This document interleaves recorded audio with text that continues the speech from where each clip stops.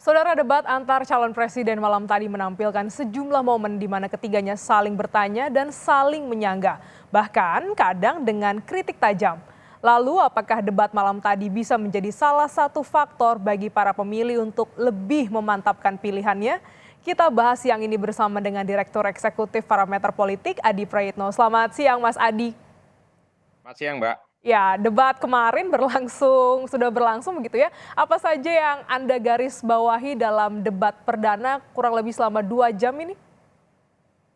Saya kira overall semua calon itu sudah mengekspos semua visi misi, semua diskursus politik yang selama ini memang benar-benar ditunggu oleh publik ya.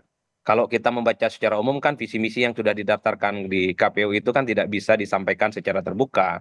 Semalam itu semacam rangkuman singkat dari visi misinya Anies, Ganjar, dan Prabowo Subianto terkait apa saja yang akan mereka lakukan terkait dengan isu-isu strategis tentang demokrasi, tentang HAM, tentang pemerintahan, dan seterusnya, dan seterusnya. Itu yang paling tampak.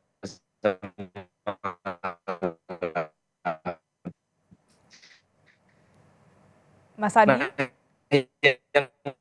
yang kedua untuk sebuah debat pertama, saya kira semalam sudah menunjukkan satu perdebatan yang menurut saya memancing keriuhan dan ini memancing adrenalin dari berbagai dengan debat antara Anies Baswedan dan Pak Prabowo Subianto terkait dengan kondisi politik di Indonesia. Ya, halo Mbak. Ya, tadi Halo, audionya agak terputus. Silakan dilanjutkan, Mas Adi. halo, halo. Ya, halo, Mas Adi. Oke, baik. Saat ini kami dalam dialog bersama dengan Direktur Eksekutif Parameter Politik untuk membahas bagaimana jalannya debat perdana Pilpres yang kemarin tampil adalah Ganjar Pranowo, Anies Baswedan dan juga Prabowo Subianto. Debat berlangsung hangat dan juga seru, tidak hanya menyampaikan visi misi, ketiga calon presiden ini juga eh, memberikan tanggapan dan sanggahan. Kami kembali tersambung bersama dengan Mas Adi Praitno. Mas Adi, nampaknya tadi ada gangguan untuk audio. Semoga ini lebih baik saat ini.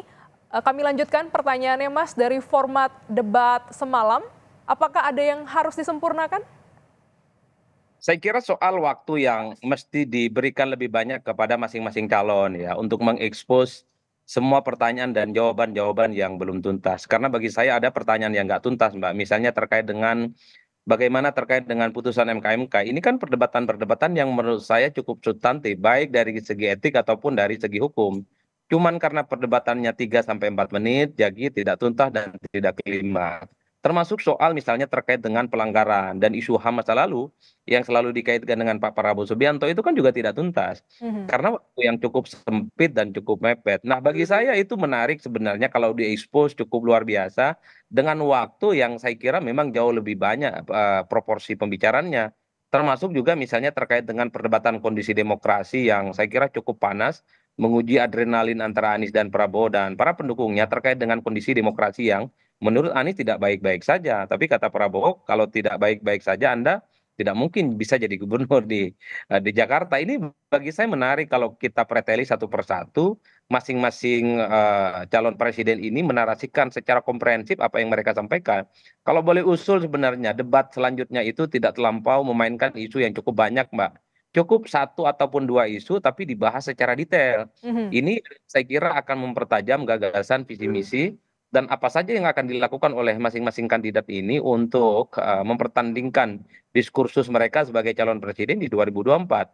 Dan bahkan kalau bisa debatnya itu jangan di tempat terbuka ataupun di hotel. Ada satu ruangan yang sengaja disiapkan oleh KPU misalnya ukurannya 4x4 ataupun 5x5 yang isinya cuma antar pasal calon dan moderator. Jadi biarkanlah mereka itu berdebat satu sama yang lain kayak diskusi kelas dan Mhm. mereka ini menyampaikan semua eksposur kepentingan dan visi misi politiknya. Kalau semalam kan kelihatan kaku, diatur lalu lintas pembicaraannya, 3 menit harus berhenti. Pembicaraan-pembicaraannya juga tidak boleh keluar dalam konteks. Bagi saya adalah memperdalam satu isu tertentu, misalnya terkait dengan ekonomi, itu dituntaskan dalam waktu 2 jam, itu akan sangat kelihatan siapa sebenarnya capres itu yang punya gagasan yang sangat orisinal. Inilah yang saya kira kalau masih ada ruang dan waktu bagi KPU untuk memperbaiki bagaimana kualitas dan format yang akan mereka tampilkan di sisa perdebatan nantinya selama 4 kali itu. Ya, Mas Adi, tadi Anda sampaikan juga memacu adrenalin begitu ya, berlangsung hangat dan seru, saling sindir banyak terjadi, Anda singgung, tapi nanti kita bahas lebih lanjut mengenai hal itu. Apakah Mas Adi, ide-ide atau gagasan visi misi ini bisa tetap sampai ke publik pada debat semalam? Ya saya kira pasti sampai Mbak, karena yang sebenarnya menjadi ramai dalam perdebatan itu adalah debat pasca debat. Terutama yang dilakukan oleh para tim ses, tim relawan dan tim pemenangan mereka yang mencoba untuk mengamplifikasi bahwa jagoan mereka lah yang paling mantap dalam perdebatan semalam, sementara jagoan yang lain itu tidak oke. Kan kalau mau jujur sebenarnya perdebatan yang kurang lebih 2 jam semalam itu tidak terlampau penting. Yang lebih penting adalah bagaimana seluruh tim sukses menarasikan wacana yang mereka sampaikan itu sampai kepada masyarakat sesuai dengan selera mereka dan kemudian dikapitalisasi sebagai kebahagiaan untuk memobilisasi dan mendapatkan dukungan politik.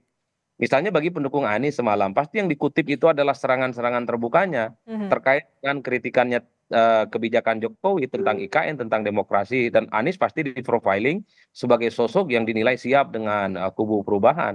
Itulah yang kemudian akan diinjeksi kepada pemilih. Begitupun dengan kubunya Pak Prabowo Subianto, yang ditampilkan adalah potongan-potongan video di mana Pak Prabowo itu akan dikesankan sebagai sosok yang paling banyak diserang dan paling banyak dikeroyok Mhm. baik oleh Ganjar ataupun Anies. Tapi pada saat yang bersamaan Pak Prabowo mampu memberikan jawaban yang baik dan sekaligus serangan-serangan balik kepada dua kritikusnya itu. Kan itu yang sebenarnya disampaikan kepada pemilih untuk menegaskan Prabowo ini adalah sosok yang tidak pernah menyerang, selalu menjaga kerukunan dan kedamaian dalam perdebatan-perdebatan.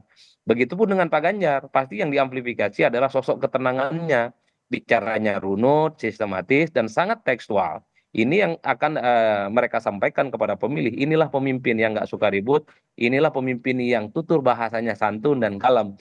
Dan pemimpin masa depan adalah mereka yang tidak terlampau memancing keributan-keributan. Kan potongan-potongan video ini yang saya kira ditambahkan kalimat-kalimat oleh para pendukung masing-masing calon untuk mendapatkan simpati dan dukungan publik. Oleh karena itu bagi saya memang perdebatan semalam menarik. Gitu Mhm. ya. Ya, Dalam ibarat banyak menurut saya akan mengubah bagaimana persepsi publik terkait dengan 3 calon ini.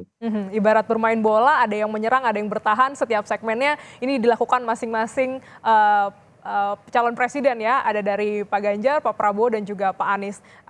Dalam debat kemarin juga banyak ya dilontarkan narasi-narasi terkait dengan demokrasi, salah satunya adalah bagaimana terpilihnya Pak Anies Baswedan ya, yang meminta restu kepada Pak Prabowo yang diusung oleh Gerindra ketika menjadi gubernur dalam pemilihan gubernur DKI Jakarta. Nah, kita akan bahas lebih lanjut mengenai ini, Mas Adi.